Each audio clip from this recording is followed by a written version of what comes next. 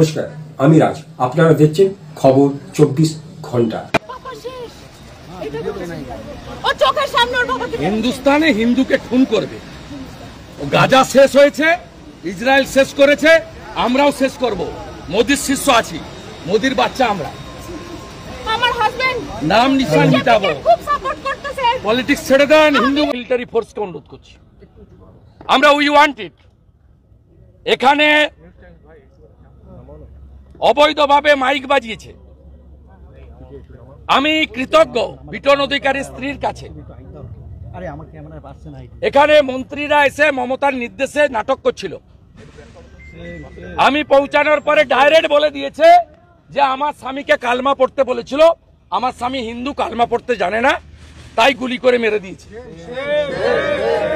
সমীর ঘোষ স্ত্রী ডাইরেক্ট বলে দিল মোদির লোক বলে মেরেছে। তৃণমূলের কাউন্সিলর অসীম বসুর সামনে বলেছে হাতে ডোর ছিল তাই মেরে দিয়েছে, বলেছে তোরা মোদির লোক। প্রমাণ হয়ে গেছে ভারতীয় এবং হিন্দু বলে খুন করেছে। সত্য স্বীকার করুন, ভারতীয় সনাতনীরা ঐক্যবদ্ধ হন। রাজনীতি পরে হবে। এ লড়াই শুধু মানবতার লড়াই নয়, এ লড়াই ভারতীয়ত্বের লড়াই, রাষ্ট্রবাদের লড়াই এবং হিন্দুত্বের লড়াই।